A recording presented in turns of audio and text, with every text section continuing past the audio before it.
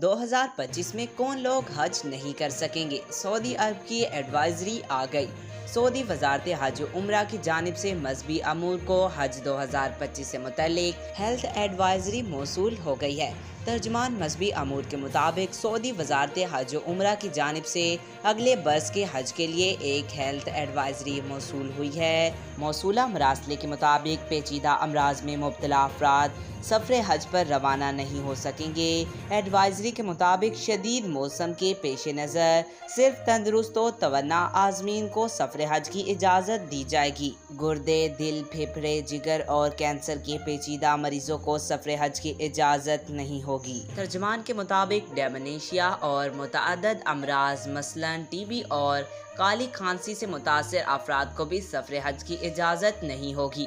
12 साल से कम उम्र बच्चे और हमला ख़वातीन भी हज के लिए नहीं जा सकेंगी।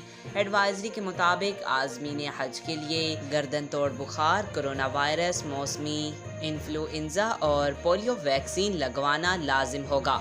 आज तक के लिए इतना ही। मज़ीद ऐसी मालूमाती वीडियो देखने के लिए हमारे चैनल को सब्सक्राइब करें।